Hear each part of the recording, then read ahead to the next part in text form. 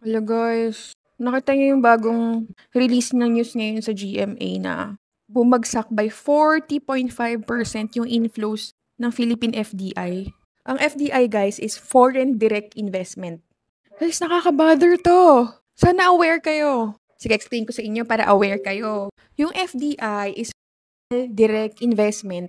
Ito yung pera na nanggagaling sa ibang bansa. Pinapasok to sa atin para makapagtayo ng negosyo, ng factory, ng building, ng power plant, ng BPO site, or kahit yung mga joint projects with government. So kapag mataas yung FDI, ibig sabihin, tiwala yung ibang bansa sa ekonomiya natin. Pero kapag bumababa, ibig sabihin yung mga foreign investors nag-aalangan sila. So bakit sila nag-aalangan ngayon? Siyempre, alam nyo na.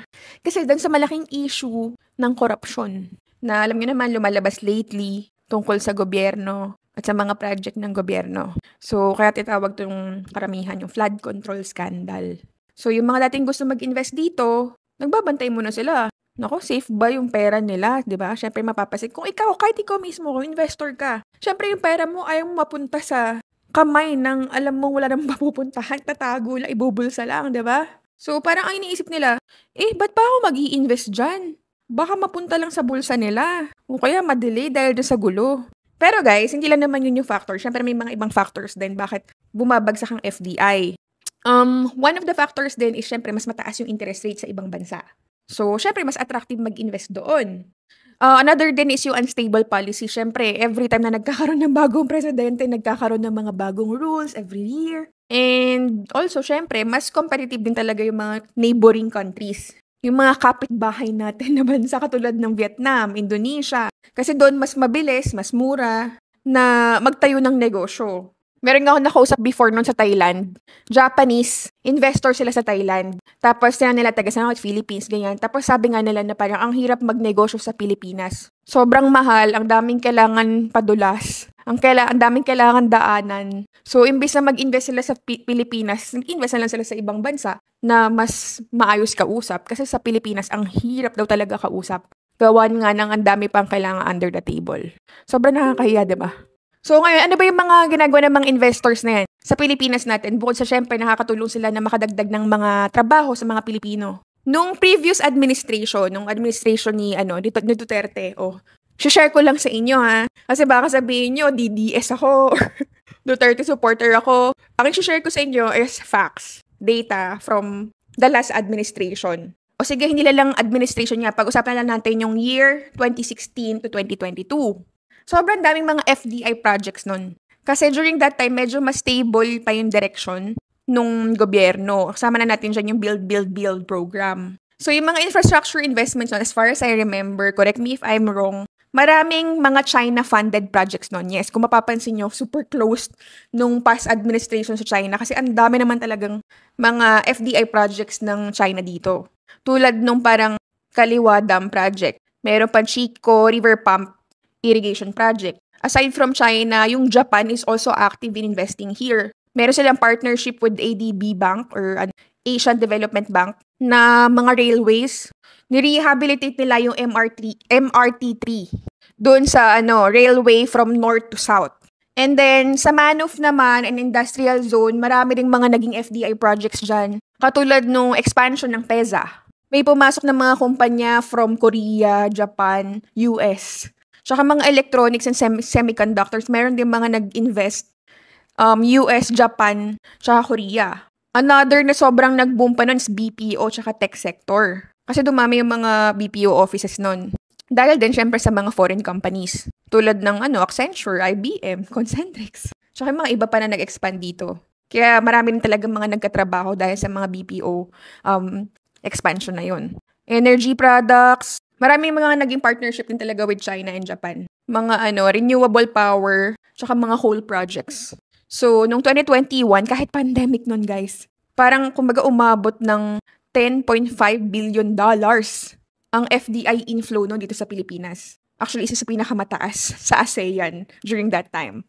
Pero sadly, unfortunately, ngayon, pagkatapos ng mga ilang taon, dahil dyan sa corruption scandals, economic slowdown, mga uncertainty sa policies, maraming mga foreign companies nag-pull out. O kaya nag-hold muna sila ng mga expansion plans. Kaya nakakalungkot, ayaw muna nilang mag-invest dito sa bansa natin. Kasi natatakot sila eh.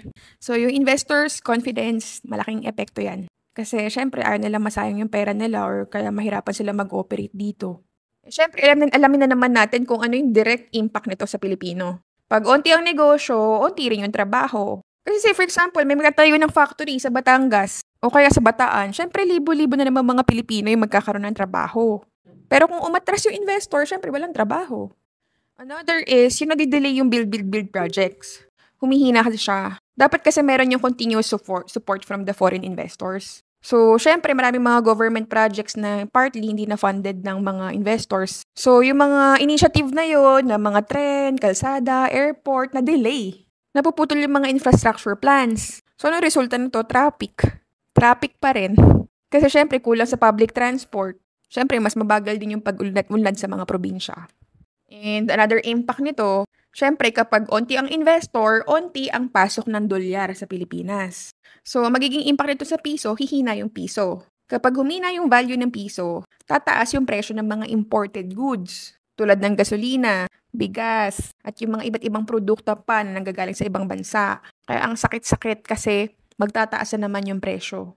Tapos, ang pinakamasaklap pa dito, syempre, kasabay nung pagbagal ng mga FDI inflows is yung mga local businesses dito sa Pilipinas, bumabagal din sila. Kasi syempre, yung mga foreign partners nila, kulang sa kapital para mas lumago sila. So, ngayon hindi makapag-expand, hindi sila makapagbukas ng bagong branch, and pinakamasaklap, hindi makapagtaas ng sahod. So, tuloy, stagnant yung income. Hindi lang ng mga negosyo but also yung mga empleyado. Pero yung cost of living tumataas. And another impact na nakikita ko rin dito is kapag nabawasan ng mga investors from foreign is nababawasan yung transfer ng knowledge. Kasi alam niyo naman, dito sa atin na third world country, delayed tayo when it comes to progress ng 12 years. So kumbaga sa ibang bansa, sa mga first world country, sobrang advanced na ng mga technology nila doon. Dito, delayed ng 12 years. So ngayon, kung wala tayong mga investors na mga foreign, yung transfer of knowledge bumabagal din, umuunti, kumukulang, mas nagiging delayed tayo. Kasi honestly, kapag foreign countries yung mga nagtitrain sa atin, yung mga kumpanya, sa mga Pinoy workers, mas tumataas yung skill level natin. So yun, nasasayang kasi nawawala yung opportunity na matuto na magkaroon ng global standards. So in short, kapag bumaba ang FDI inflows, ramdam na ramdam ng ordinaryong Pilipino. Job hiring mas onte. Sweldo mas mabagal tumaas. Presyo ng bilihin mas nagmamahal. Mga public projects bumabagal. And yung value ng peso humihina. Kaya honestly, nakaka-disappoint yung nangyayari ngayon. Kaya sana maging aware tayo. Dapat alam natin itong mga bagay na to. So kung napanood nyo to guys, spread nyo yung awareness ito sa mga Pilipino, sa mga kapwa Pilipino. Kasi hindi na tayo pwedeng dapat pumapayag sa ganitong klase ng governance. Sobrang nakakadismaya.